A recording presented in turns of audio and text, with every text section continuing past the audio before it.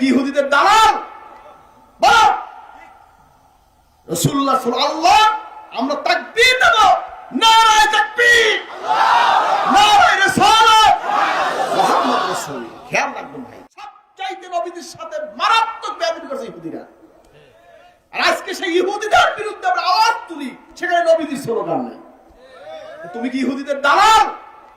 বলো রাসূলুল্লাহ সাল্লাল্লাহু আমরা তাকবীর দেব, নারায়ে তাকবীর, নারায়ে রিসালাত, মুহাম্মদ রাসূল। খেয়াল রাখবেন ভাই হাজরিন, এরপর আমরা ইহুদিদের বিরুদ্ধে স্লোগান দেব, ফিলিস্তিন স্বাধীন হও, স্বাধীন করো, বিশ্ব মুসলিম ঐক্য করো, ফিলিস্তিন স্বাধীন করো, ফিলিস্তিনে হামলা কেন, জাতিসংঘ জবাব চাই। এই স্লোগানের পরে আসবে। কি ভুল বললাম নাকি আমি? ভুল বললাম নাকি আমি?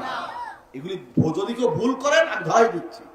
আপনার সাথে বিদ্বেষ নেই, আপনার সাথে ঝগড়া নাই, আমি ধরাই দিচ্ছি। ধরাই দেওয়ার অধিকার আছে আমার, ধরাই দেওয়ার অধিকার আছে আমার। আপনি বড় আলেম হওয়ার যায় বড় হইয়ান, আপনি পিছনে তাকান, তারা আমাদের ভক্ত ছিল, অথবা এই দেশের পীর মাশায়েখ আউলিয়া কেরাম হাতে হাত দিয়ে তারা মুসলমান হয়েছে। বুঝতে হবে বাংলাদেশে পীর মাশায়েখকে বাদ দিয়া নিজেরা নতুন কোন ইজ্জত করবেন, বাংলাদেশ ছেড়ে অন্য রাষ্ট্রে চিন্তা করেন, বাংলা ছেড়ে অন্য রাষ্ট্রে চলে যান। ঠিক কিনা বলেন? বাংলাদেশ আউলিয়া কেরামের দেশ, বাংলাদেশ পীর মাশায়েখদের দেশ।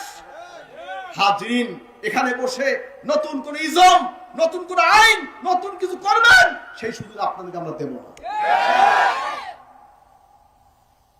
শোনেন, দিনের স্বার্থে আমার সাথে সারা জীবনের বিরোধ হইতে পারে, ইসলামের স্বার্থে, আল্লাহর স্বার্থে, নবীর স্বার্থে, কোরআনের স্বার্থে, সুন্নাহর স্বার্থে, দ্বীনের স্বার্থে আমরা একটা মিলে বসতে রাজি আছি।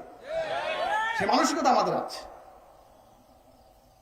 হাজরিন, যেখানে একটা প্রতিষ্ঠান হয়, তোমার হেন একটা করা লাগবে, যে একটা সমাবেশ হয়, হেন পাল্টার তোমার একটা করা লাগবে। কেন?